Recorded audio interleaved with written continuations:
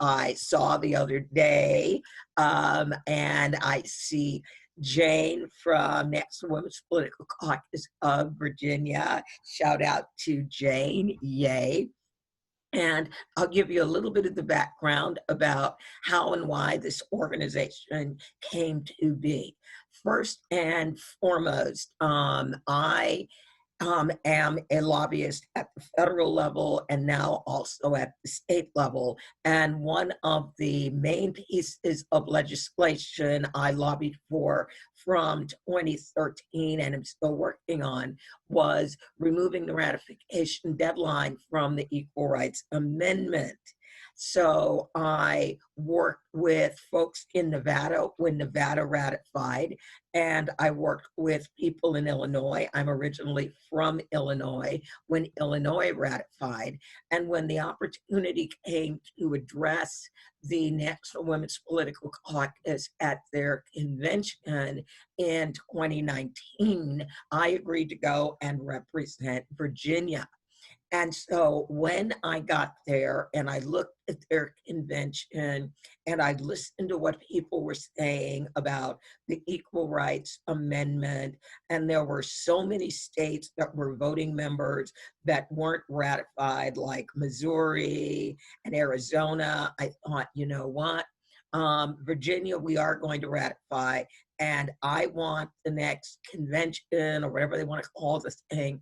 I wanted in Virginia to celebrate the accomplishment that Virginia had, that we were the last of the required 38 states to ratify, and we put it in the Constitution. So when I went up to make my pitch to Donna Lent, Donna said, well, there's kind of only one problem.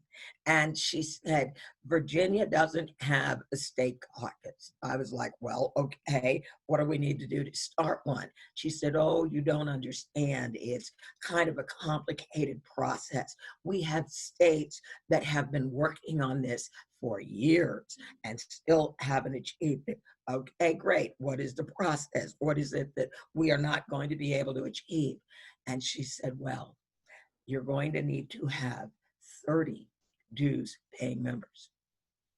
I was like, and it was like, and you know, of course, bylaws and everything else. I was like, so, okay, we got paperwork and 30 dues paying members.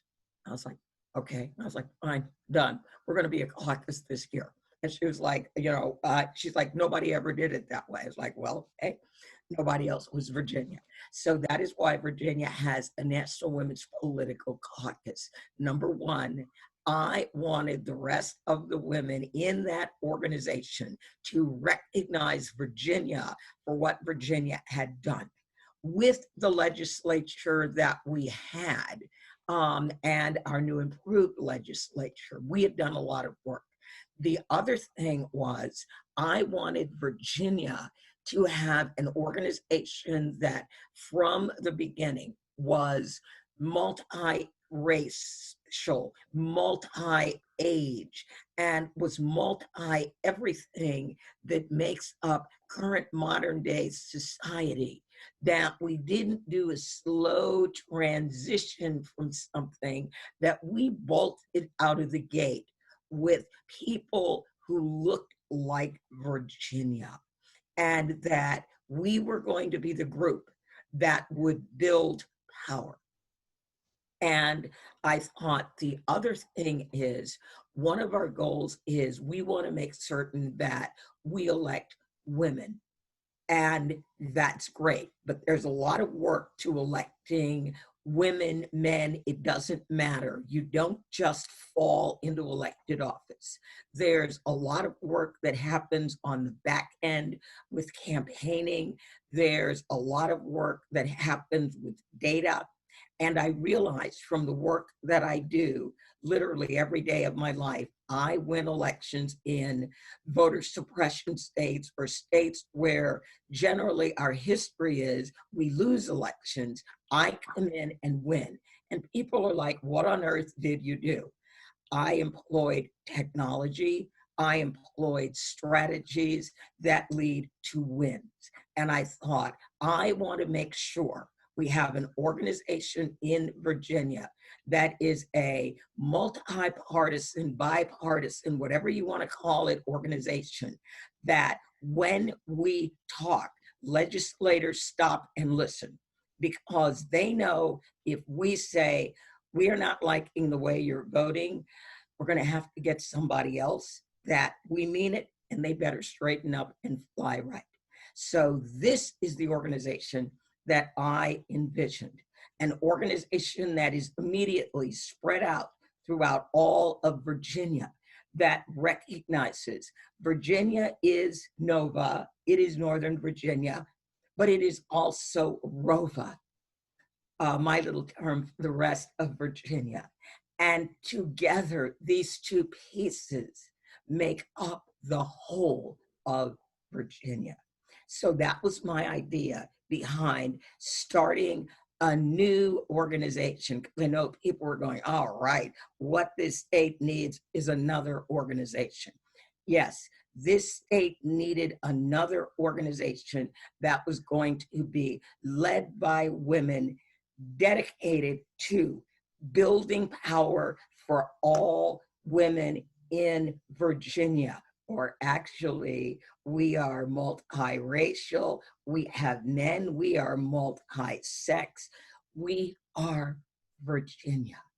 And because we're getting started, and I believe we're getting started on the right foot, we will be a great organization for years to come. Thank you. So if you have a question, you put it in the chat, or did somebody raise their hand? I want to make sure. A lot of people's videos aren't on, so if you raise your hand and your videos are not on, that won't really be too effective. But I wanted to ask Andrea, what do you raise your hand in the chat, everybody can raise their hands. They can also unmute themselves and jump in. Okay. So while you're thinking of your question, Andrea, what do you see as the biggest barrier for women running in our state? You know, what are the things that women candidates need? What are the tools? Women candidates frequently have less money than male candidates, and so they need to be able to win with better tools that cost less money. So my organization has a whole technology piece. We're watching a lot of candidates now embrace texting. Texting can be expensive.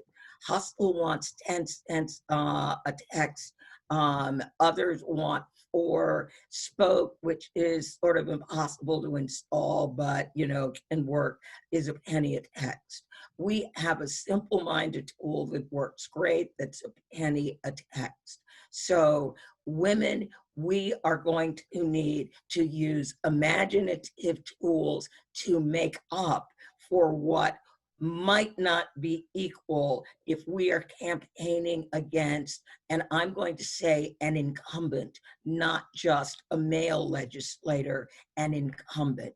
Incumbents normally are going to have more money. They're going to have more experienced campaign staffs because they've done this before. So we are going to have to be able to make up that ground very, very, very, very quickly.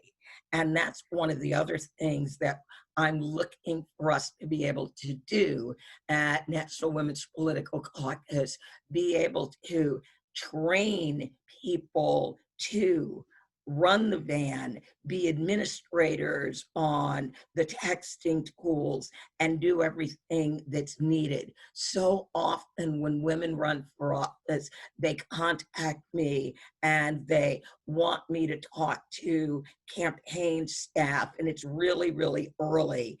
And I see that that campaign staff doesn't really know how to do anything. That's often why we can't win. So I want to make certain that when people are looking for campaign staff, that one of the places they can look would be inside the National Women's Political Caucus. Emerge does a fabulous, fabulous job with the candidates. I've got tools and tricks up my sleeve that people just don't know about because we invent them. So we have a question, I think, from Francesca. Do you want to ask that, Francesca, or? Yeah, sure. I mean, it's just foremost on my mind. Jane Materna organized a wonderful authors discussion on choice words, how to talk about abortion and get rid of the shame of it, and how important it is for women's rights. But it's also a wedge, and not all women agree on it. So will this group support reproductive rights, and how will that impact the ability to have bipartisan appeal? And I know I'm starting right out of the gate with something, controversial, but I mean, it's kind of, essential for women's rights. So. And again, we're talking about healthcare justice because men are perfectly free to buy Viagra and do all kinds of other things. For women, it is generally in our bodies that we have the ability to actually bear children. So that isn't the only issue. As a matter of fact, it is normally a very minor issue that impacts most people's lives. So yes, we support reproductive freedom. It is in the tenet of the organization from when the organization was formed in the 70s, when they were in the middle of that fight.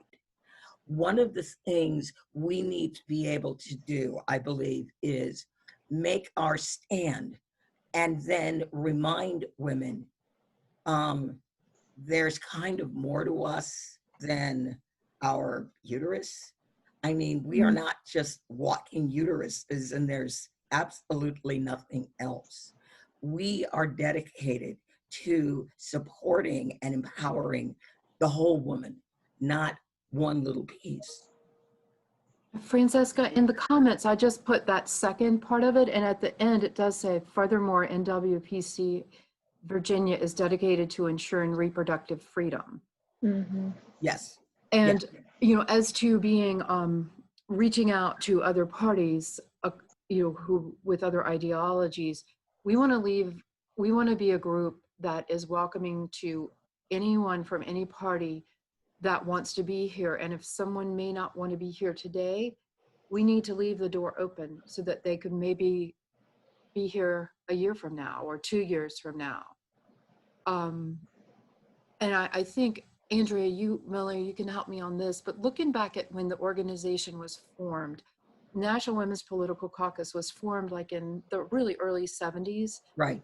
And you had all abortions were illegal prior. Yes. Roe v. Wade, and the women founding this saw firsthand accounts of some really dire consequences. Right. Right. Many people died from back alley botched abortions because reproductive health, when it came time to decide whether or not you were actually going to have that child, if the decision was made, no, there was no safe, guaranteed way that was available to all women in all states. Many women had to travel literally hundreds of miles where it still wasn't legal, but it could be safer. And so that time in life needed to go away. And so that was why this was one of the tenets when they founded the National Women's Political Caucus. And remember, even in the 70s, there were many women who called themselves Republicans who really and truly did believe in reproductive freedom. I think historically, it's really interesting that 100 years ago, we got the right to vote. 50 years ago in the 70s, the ERA passed Congress.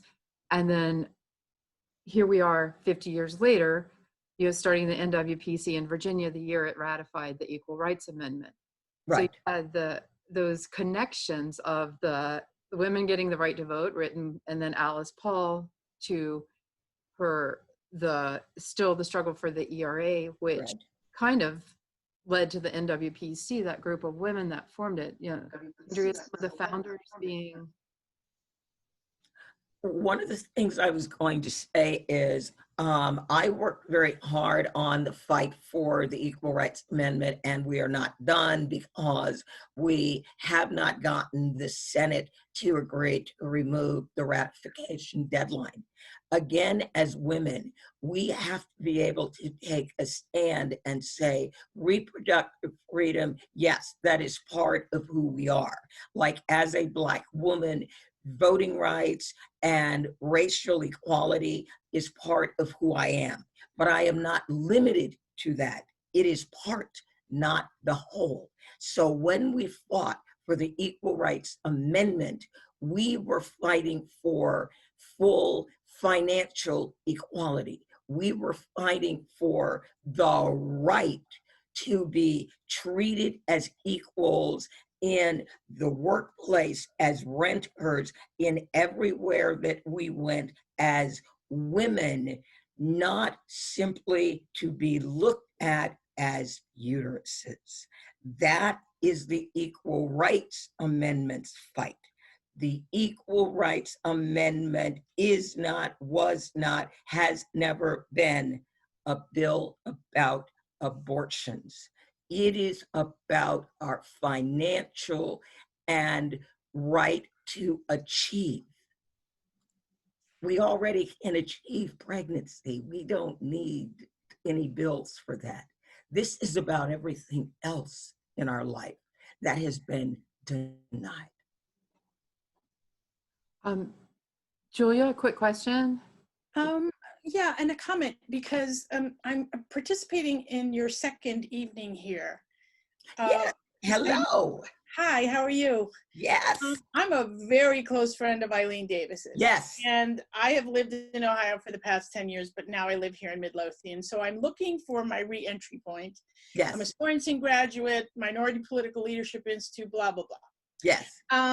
We love you, Julia. Oh, thank you, Andrea. I appreciate that. Love you too. I want to make sure, though, are you guys only focused on the ERA? Because I thought No. it's got a whole world. Oh, Lord, no. Julia, look at the mission statement. Look, I put it in the chat. I'm aware of it, but every Okay. time I've logged on and listened to the comments, there seems to be a lot of reference to the ERA scenario.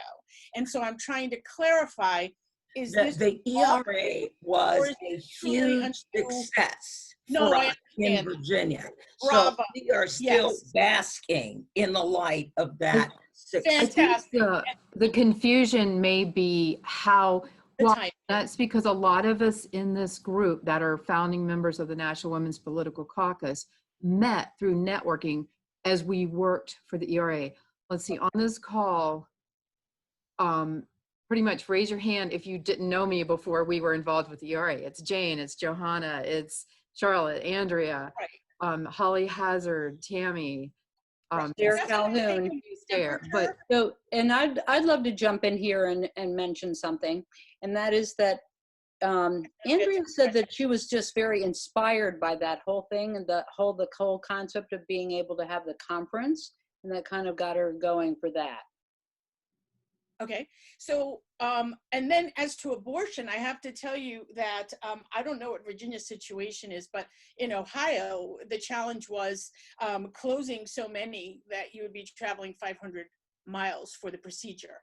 So there is as much drama for women living in other states in terms of access. I don't know where Virginia stands on that, but I wanted to understand, I already read the tenet. I understand that that is included in the mission statement. But as a Latina,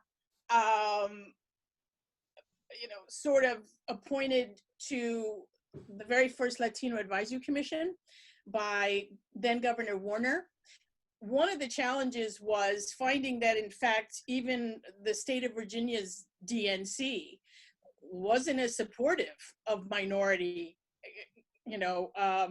candidates as you might think. That there are infrastructure challenges in even working with those parties that you think would embrace as many female candidates as possible. That wasn't what we found. So I don't know if life has changed here in Virginia, but is that a goal of this organization? Yes, that is definitely a goal of this organization. And it is a goal of this organization to look at every type of law that impacts women. I chair one of the working groups of the Green New Deal. I chaired democracy and governance. So oversight does impact women and their families when corporations are allowed to run rampant over people. So there are many things that when we look at women as humans, we are impacted. So yes, we are going to work on many issues that are women and their families, and we potentially will explore issues like climate and health disparities, where again, if you are on a lower economic scale, which unfortunately is often where women find themselves, you are going to be disproportionately negatively impacted. We are going to look for those intersections. Is the DNC, playing nicely with you guys in terms of, I understand Emerge Virginia is out there.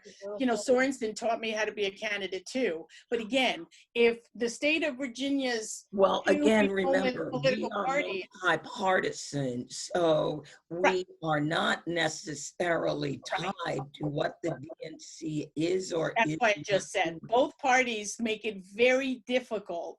Right. If I'm you going are to not jump part back of in here.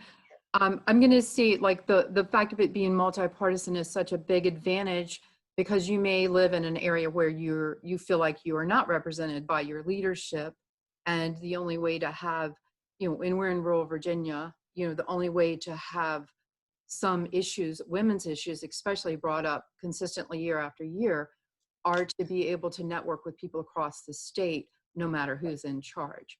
We are fortunate to have Johanna Guzman with us, who has a lot, I think, to offer.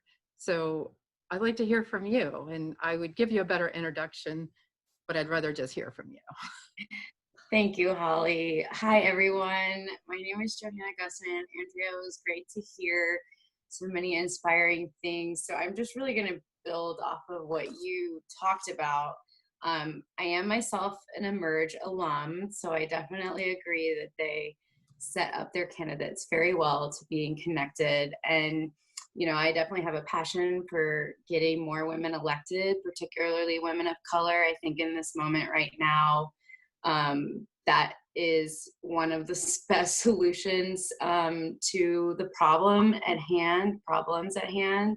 And so I would absolutely love to challenge all of the men in Virginia. It's sort of the reason why I ran myself. I'm in Loudoun County. I'm in Northern Virginia. And I ran for the open seat in the 87th district, basically following what I consider to be a crisis in male leadership at the top at the beginning of 2019, where we had a governor and an attorney general in blackface and the allegations against Justin Fairfax. So, I kind of dove right in there. I was actually getting trained with Emerge and kind of did it in tandem with it. So that was my introduction into politicking in Virginia. And of course, through getting to know a lot of you here on the call, took up the ERA as a major part of my campaign and have continued with that since. I am a human rights lawyer. So, constitutional amendments are a great way to get rights fully realized. I also really have a serious passion for closing the race and age voting gap that we see across the states. But I think really, especially in a state like Virginia, I think the way we were able to kind of turn blue and flip many sleets more progressive. I understand that this is a completely bipartisan organization, but I do believe that one of the major tenets of something like this is to increase diversity, especially when it comes to race and age. So I would love to see some more women in my age bracket, politically activated. I think this is an intergenerational struggle. And so, yeah, that's one of the things that I really care about, because I think especially when it comes to reproductive health, that sort of race gap as well is super important. I think, I'm preaching to the choir here, but we all know that for a lot longer in history, white women have been able to access reproductive rights and reproductive justice much easier than women of color, particularly Black women. So those are sort of the overall arching points that I just wanted to reiterate that Andrea so eloquently gave.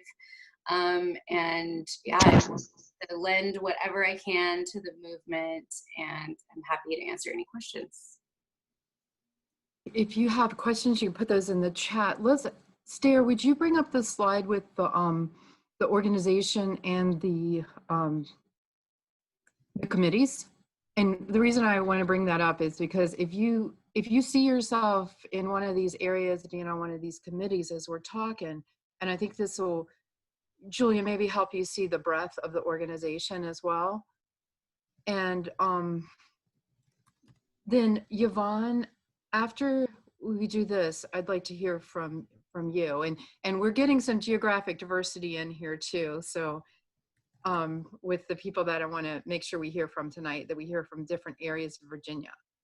So in our positions, we have the leadership, we have the president, we have a vice president of records. That's like, historian, treasurer.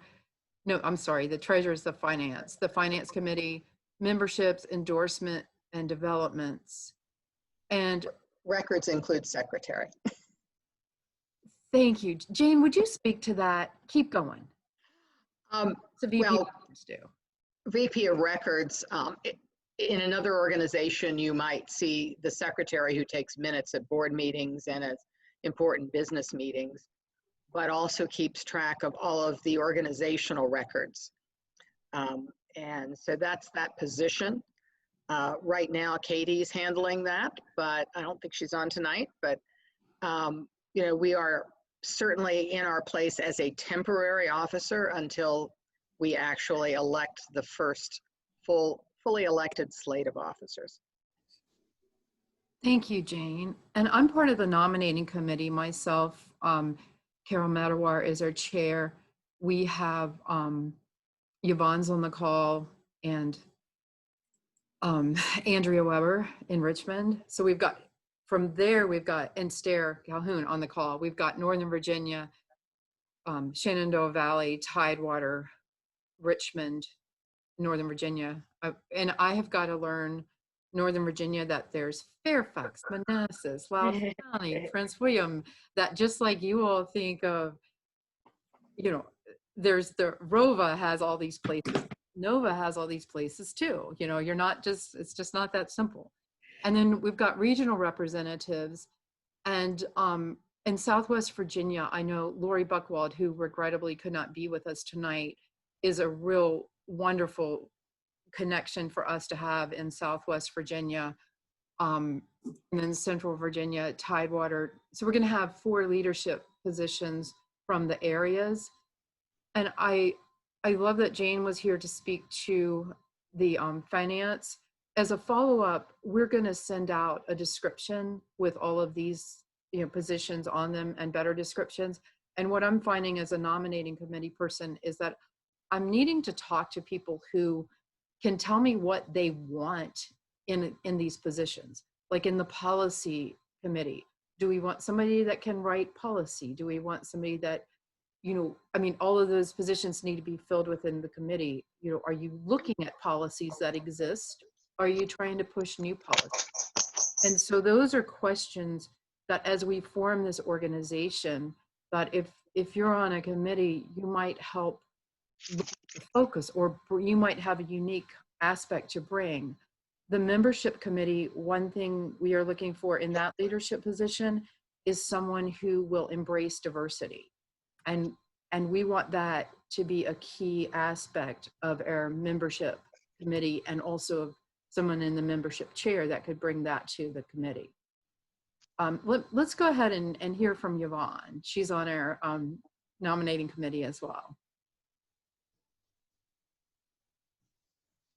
Hello, folks. I'm over here, and I don't know if you can see me. I can't see myself. So I have my camera on, but it's not working. But anyway, at the first meeting, I talked a little bit about what's going on socially, and how important it is that we remember, you know, that there are things that are going on that really impact different communities, different ethnic groups. So of course, when we're talking about this Confederacy and all of this hate and the police brutality, of course, those are primary issues in my community, and I'm hoping yours as well. But in the meantime, we to everyone. This group has been fantastic. We came aboard with Delta Sigma Theta sorority with the Equal Rights Amendment, and it was very interesting because we thought that we could bring something to the table. Well, we did. We brought the flavor, the color here, okay, so that you're not an all-white group. And in the process, we've learned a lot about other African-American women, Native American women, other groups who've also participated in this great melting pot. So we're hoping going forward, the issues that were of concern to us were addressed with the Women's Summit and your issues. So having these, how many was it, like 8 organizations coming together, we found that we were able to get so much more done. And I'm gonna leave it right there. All right. Andrea Weber, would you like to jump in here? Are we ready to close? Do we have questions for the? Let's see, who has questions? Or Sidra, would you like to say anything? It's good to see you here from Midlothian. Hey, how are you? No, not right now. Where's the charge? Okay. Sorry, I'm distracted and trying to listen at the same time. Do you have any questions for Andrea? Not yet. Okay, well, it's good to see you here. I'm so glad you could make it. Does anybody else have a question that you'd like to direct to Andrea Miller?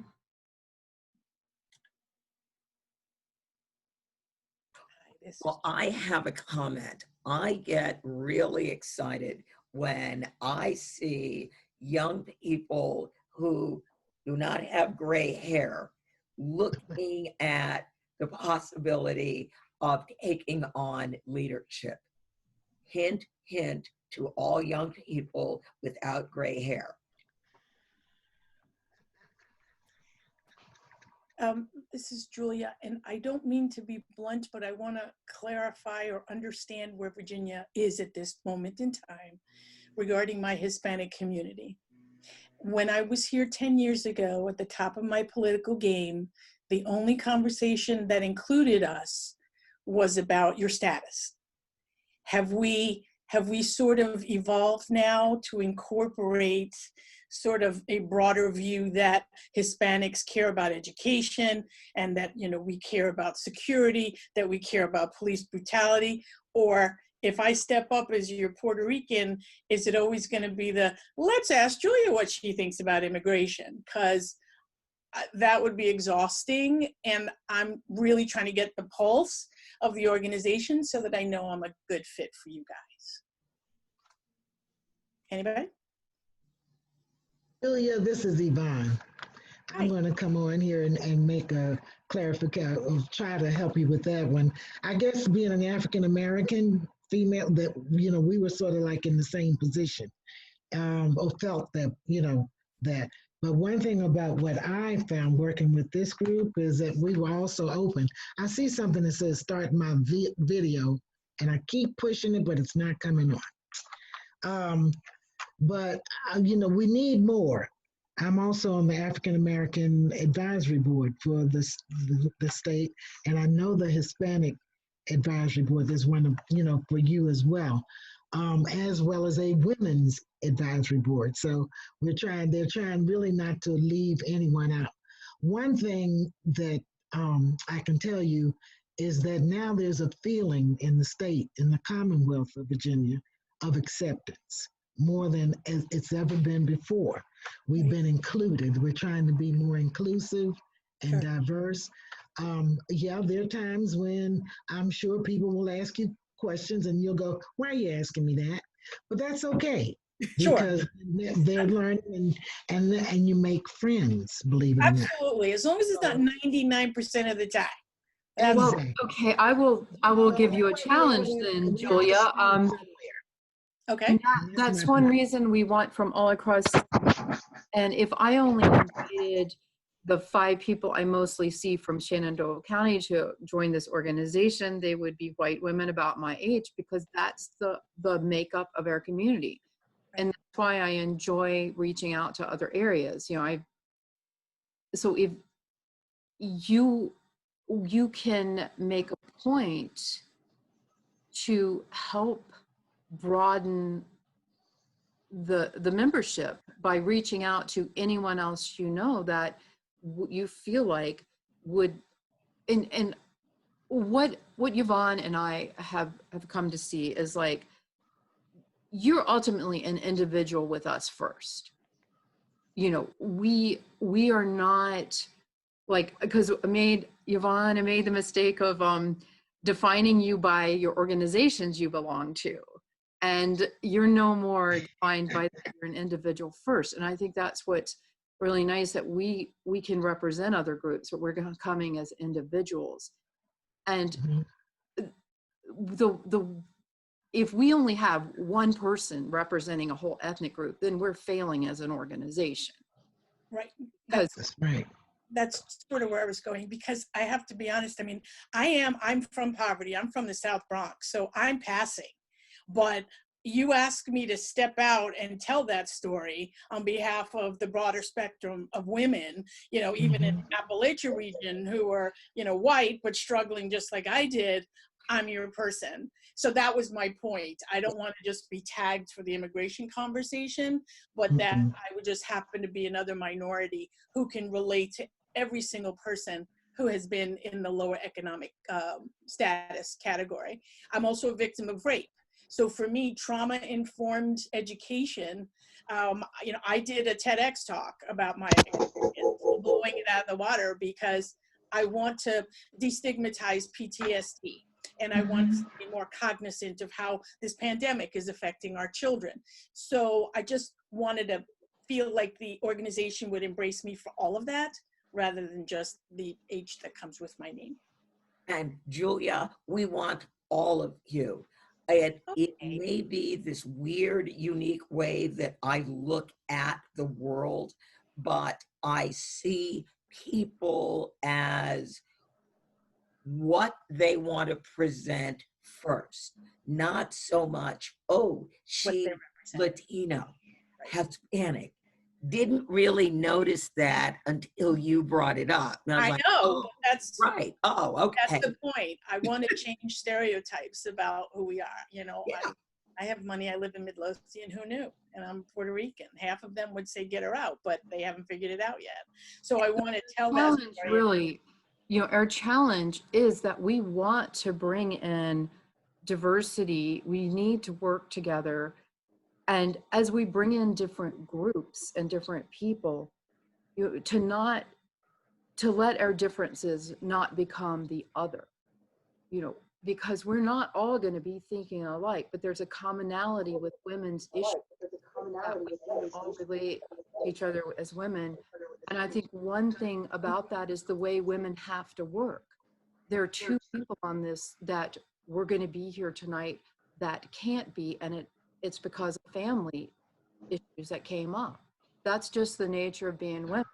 So I wasn't going to be the lead moderator, but I need to be tonight. And, you know, I'm happy to turn that baton over next week.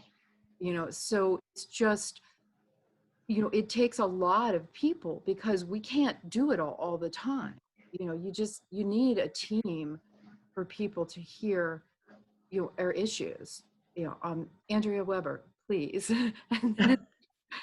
help me. Well, this has been a really wonderful conversation tonight, and we've touched on a lot of topics that I really am looking forward to our future meetings getting into, especially as we have our committees. One of my biggest desires for this group really was touched on both by Andrea Miller, by Julia, by Johanna, and that is having diversity. And it's not just pandering to the word diversity, but being a wild liberal living in the most conservative county of the state, I find that for us, we have to pop our heads up. It's going to sound so contrite, but it's not a safe space for us. But how do we build a place for people out here to be more comfortable to raise their hand, to talk about women's rights issues, to talk about economic disparities among racial, you know, maternal health, all of those things that we want to talk about. And so with this group, having a wide regional presence, having women join our group who have chosen to be homemakers, who may have far more children than any of us would ever think. And conversely, having women join our group that have made choices not to have children. You know, we do birth civilization, and women in general, whether you have children or you have chosen not to or you cannot, you're also nurturing civilization. And if there was anything I learned in the last 3 years, it's that women can truly do anything. We just need that power that Andrea Miller referred to in the first part of this conversation. We have to have that power. And so for this group, I want us to be coming together, walking into that General Assembly, and people standing up, the legislators standing up straight and listening to us, not patting us on the head, because you know what they do? They come to us in June when they need to be elected in November, and they want us, they want our money, they want our time, they want our sweat, they want our energy. You can't continue to have this if you're not willing to give us what we deserve and what we should rightfully have, which is equality. We are not asking for people to open up the bank vaults and back up the Brinks trucks to pay us off for our time. We just want equity and an even opportunity. And so I really look forward to getting younger people involved, bringing the proximity of the rural experience to the more, you know, dense lifestyle experience, because that's kind of how we look at it, as rural versus density, and taking us to the next level and holding our legislators accountable to the efforts that we put in every June through November. Hi there, it's Eileen. I'm here. Can I talk for a minute? I love everything you said, Andrea. You know I love you, and I'm looking at my beautiful Easton, and I just want to mwah, mwah, mwah. Yeah, power never concedes power without a struggle. It never has, and it never will. And yeah, Lysa Strata. Oh, Linda, that's great. So yeah, we're just going to keep, yeah, if we go back and all the things that we've been told, you know, you go into a room and you tell what you want, and then at some point they girl you, and then you're like, okay, bye boy, and you're, you know, so yeah, but we have to take our power. And by the way, Ricky's a member, Marty's a member, men are welcome, you know, just like, you know, the NAACP isn't just for black folk. You know, if you're not a member of the NAACP, join. Okay. I keep getting a lot of white allies saying, what can I do? Join the NAACP. Point of the matter is, every group of people depend on the goodwill of all other groups of people. We're all in this together. And I think that what we're trying to do here is to be an example to the world, that all groups can come, all people from all groups, of all interests, all genders, all sexual persuasion, all race, age. I mean, we have the youngest one in this room is what, just had her 13th birthday. And then I I don't think I'm the oldest, but damn near. But so anyway, so I just think that we, you know, we just come from an open heart of intersectionality on all levels, and we can do great things. I really believe it. Eileen, can you speak to what you anticipate this upcoming session is going to be focused on? I mean, is it going to be all about what happened to the monuments, or are there other existing issues that you can sort of portend will be important in this coming session? Oh, it's going to be, well, it's going to be redistricting, which is going to be on the ballot in November. It's going to be that. It's going to be how that plays out, and how, because then they're going to go in. When it passes, it's going to be the fight about how getting it done. And if it doesn't pass, it's going to be the fight about how it didn't get passed. So I think redistricting, and I personally think that elections are the key to everything. It's the mothership of everything. So that's what I think is going to be the lead issue. I think governor races coming of the governor. Obviously, people will be announcing for that election. Yeah. Well, we already have several people announced. We have the Jennifers. I do want to hear from a couple other people before we run out of time. So yeah, I think we just know it's going to be everything. It's going to be everything, and it's probably going to be the fallout from the federal election as well. So, but we're going to be ready for anything, so it doesn't really matter. Go ahead. I'm sorry. Go ahead. Oh, Holly. Oh, great. Thank you so much, Holly. I just want to say that in all this talking, I think what we're saying, I hope what we're saying is that what we want to do is to be the confidence builder for women who want to run. That what they say is that men need to be asked once to run, women need to be asked 6 times. I mean, Johanna's been through this, and she was through the ringer. She was a fantastic candidate. She didn't get a whole lot of 7 times. Eileen's telling me, and I believe you, 7 times. Need to be asked to run. And so that's what we can do. And certainly having diversity from all over the Commonwealth, and having different ages, having a 13-year-old, you don't look like 13, 14-year-old, and having women from all different areas, building confidence that we've got your back. We can, to one at a time, we don't have the money to help you, but all together, we have the money to help you. And if we don't have the money, we have the feet that can knock on doors, can canvass, can get you the signatures that you need, that we're going to give you what you need. You're a woman, you're fighting for women's issues, and we're going to be there for you. And that we've built this organization to make sure that we're taking off where Emerge and Sorensen let off. That we're there. Once you've made the decision, you're a woman, you believe in our issues, you're going to fight for us. We're going to fight for you, like white men have been fighting for. Excuse me for the white men. Like white men have been fighting for each other for the past 400 years. That's what I'm thinking we're going for. Super. Can we hear from a man? One of our men on the call want to speak up?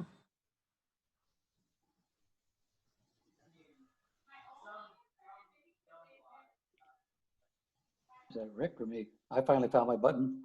Hello. Welcome. Thanks for letting me join you. I just like to be useful by offering songs about the issues to your group to forward your causes like healthcare for all, Medicare for all, stronger gun safety legislation, liberty and justice for all, protection of the environment. We're just trying to help red states turn to blue and getting the progressive agenda enacted.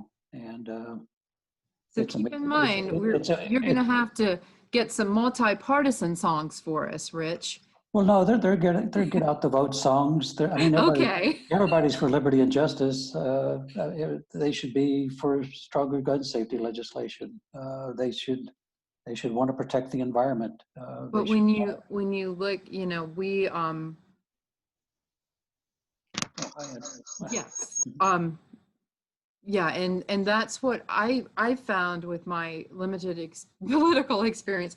With the real benefit for us with working on the Equal Rights Amendment was that we were single issue, and that takes away a lot of complications. And that way you're able to meet and to see when you do find common ground, how far you can go. And I really, especially living in a conservative area, and I think Andrea can feel this as well, that we do need an organization where you can reach not just across the aisle, but to, independents, to people who haven't necessarily been politically active before. And here in Holly Hazard, when you were saying, we want to enable women who are stepping up to run, I also see a need to educate, myself and my peers to become involved in the political process at all levels. Even if it's being able to give a talk about a subject, just to, it's amazing how much I didn't know just a few years ago. And, how many people can name their congressman or know how many, congressional districts are in Virginia? The amount of our population that just hasn't paid attention since civics class is pretty staggering. Go ahead, Andrea. I see your Andrea Miller. Oh, nothing. I was just having fun typing away. So I was going, yes, my congressman is Rob Whitman. I'm in Congressional District 1. There are 11 districts in Virginia. 7 of them are D's and 4 R's. Yay. Okay. Anybody else? It's like name that tune. She nailed it, So. Yeah. All right. I want to make sure we don't leave anybody out. Is there anybody? Marjorie, would you like to say anything? I don't know if you can you hear me? Yes. Mm-hmm. Yeah. I would, sorry. I would love to have everybody say a little bit about themselves, not right now, obviously, but in some other way. Maybe there would be short bios people could have, or maybe it would be something so we would know who everyone is. And as people, I think to me, one of the most important things in the decades, Eileen, I'm older than you are, in the decades of activism I've been involved with is connections, actually knowing other people, actually knowing who they are, having a cup of coffee with them. And I think it'd be really helpful if we know each other. Marjorie, that's interesting you said that, because after Wednesday night, I talked with Ann Hunter, who's in Stanton, and she was talking about the different way that men and women operate, and that women operate a lot on community building and getting to know each other. And then once you're invested, you bring in your friends. How about if in the comments, if everybody could find their comments and make sure you go ahead and put your name and then write something about yourself, that, and then we can reproduce the comments, or you can look at it right now, and then you can private message each other also. If you see something, because earlier there was a talk about Southwest Virginia. Who's from Southwest Virginia on here? Where's my Southwest Virginia audience tonight? Yeah, and on Wednesday we had Montgomery County and Lynchburg represented, and they're not on here tonight, but we can, as we send emails out and start looking, they're definitely, and Lori in that area probably knows all of you all. Francesca, go ahead. Yeah, I'm noting with interest. I'm was in Northern Virginia, now I'm in Williamsburg, and I'm moving to Richmond. So I'm noting with interest the people in Richmond. Is there an ability to get in touch with subgroups or something, or network with people in the area, and how can we do that? I think right now, I know there's a couple Richmond people on this call that probably noted you saying that. So that is a good question. I'm not sure how to answer it, because as a state organization, we want to get really established as an organization so that we understand where we're coming from before we try to splinter into local groups. So when but I think as we interact more, looking at, okay, I'm struggling here. Who wants to help me?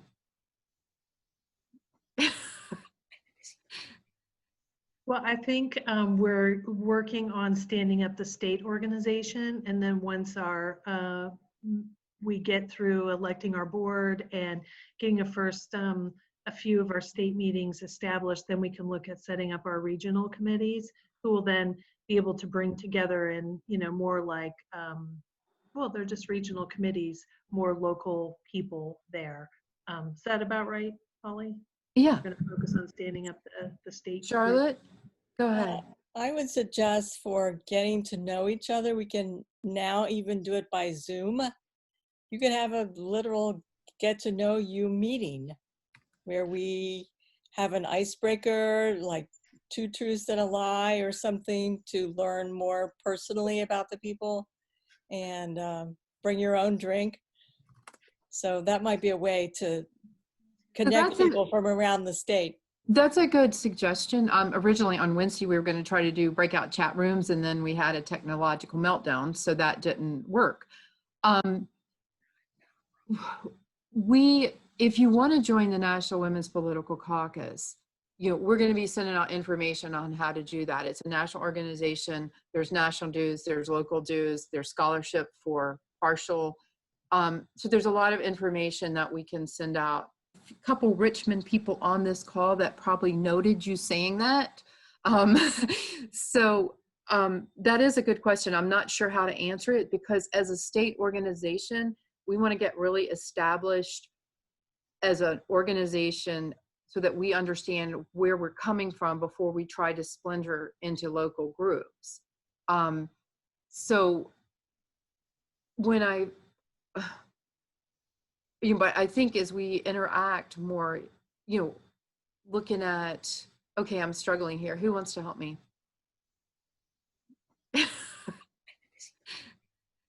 Well, I think we're working on standing up the state organization, and then once we get through electing our board and getting a few of our state meetings established, then we can look at setting up our regional committees, who will then be able to bring together and more like well, they're just regional committees, more local people there. Is that about right, Holly? Yeah. We're going to focus on standing up the state group. Charlotte, go ahead. I would suggest for getting to know each other, we can now even do it by Zoom. You could have a literal get to know you meeting where we have an icebreaker, like 2 truths and a lie or something, to learn more personally about the people, and bring your own drink. So that might be a way to connect people from around the state. That's a good suggestion. Originally on Wednesday, we were going to try to do breakout chat rooms, and then we had a technological meltdown, so that didn't work. If you want to join the National Women's Political Caucus, we're going to be sending out information on how to do that. It's a national organization. There's national dues, there's local dues, there's scholarship for partial. So there's a lot of information that we can send out via email. And then as we wanted to follow up, Andrea Miller, could you give us any feedback from the board on, I don't want to put you on the spot, or do we want to just send out a timeline? That Carol couldn't, or chairperson tonight for the nominating committee, was unable to be here, and she is better at speaking to the timeline, but the idea was to have a follow-up once a month after this meeting, that once a month we would get together, and I think there would be opportunity for some breakout rooms or small group meetings, and those are great ideas, Charlotte, and those were things we were kind of bouncing around, because we do like to get to know each other, and it's important. I think we are working on the schedule, and so we have just about worked out what the timeline will be. I don't want to say anything because I don't want to get it wrong, and then people are going, well, she said it's this and now it's that. So we will put out the official timeline, and then that will be what we are operating on for having annual meetings and everything else. So yes, that has all been, it's being worked on. And I think that's the right answer, is I don't want to say it because I don't want to get it wrong. And we're fledgling group and we're just getting started. And that's kind of the exciting part, is that as we're building this organization, you know, we get to think about what we want to be, with our main goal promoting women's issues in the state and getting policy changes and policies made, and how we do that. So we will be, go ahead. I'm sorry. I just want to, because I know some people are jumping off, and I actually have something I need to do too. I just want to bring up an issue that's really important to me, and that is to focus on rural localities and specifically the difficulties that women face trying to run in a rural area and fundraising in a rural area. It's a very unique problem, because if you are, you know, even in the suburbs of Richmond or near Charlottesville, or especially Northern Virginia, your fundraising problems, you know, it's not nowhere near what you face if you're in a rural community. So that's, you know, a passion of mine, and I would really, you know, when you're talking about forming committees and so forth, I would greatly appreciate it if there is a subcommittee that specifically focuses, because I've said it for a long time that, you know, rural localities, I mean, that's your untapped resource. You have people there who, you know, really want to help. They just don't know what to do. And so we have a whole army of folks that could really help get women elected, but no one is asking them to help, because, you know, traditionally the DPVA does not focus on rural areas. So that's my 2 cents about, you know, when you're forming and talking about committees. I really hope that some emphasis is paid in that area. And Tammy, go ahead, Andrea. Thank you, Tammy. Rural communities are my passion. I live in Caroline County, and in my day job, when I win elections in states that no one expects me to, I always tell people we need to win the districts that we want to win. We need to win in college campuses with young people, and we also must win in rural areas. We specialize in rural. We love rural. Yeah. If I might say, yeah, rural areas, there's a lot of people that just don't know where to go, where to start, where to begin. Andrea is the queen of that. I will tell you, she won't tell you, but I will. And I'm realizing I know everybody on this call except for Rich. Hi, Rich. Everybody else I actually know, which is pretty cool. But Andrea is so good at getting out the vote that she single-handedly mobilized phone banking in Alabama, and she's the reason that Doug Jones won. She got 38,000 phone calls in 11 days and got a national award for the Get Out the Vote initiative that she put together. So anything you want to know about getting it done, you just talk to my BF over here, Andrea. And again, everybody in 2017 was in Birmingham and Huntsville. We went straight to the Alabama Black Belt. Yep. We did rural. Right. Knocked on doors that had never been knocked on before. Yep. Yep. That's it. Low-lying fruit. Right. Is there anybody else right before you need to go that wants to say something? And I'm hoping Allie Sheff from Shenandoah County will speak up. Hey, what you need from me? Sorry, Hey. I have got like yeah, go for it. Allie, you're in your 30s, is that correct? Yeah. All right. So as a young Do you woman, want to count my grays? I don't got many. I got 2, so I could still run for something. So once you had talked about, like, you know, just what are the things that are, you know, you're good. Important to me in my age bracket, is that what you're well, not you as an individual and being in Virginia, and like, why is it so important that we focus on politics? Oh, yeah. Well, lots of reasons.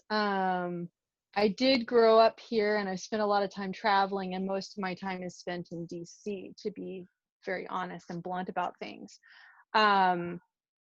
I think that one, our participation and outreach to, again, like everyone keeps mentioning, like diversity in age, diversity in economic situation, diversity in location, in demographics, and just across the board is super important, because there is such low representation, and there's not only a divide in how language is not language language is an issue, but how information is dispersed among the state.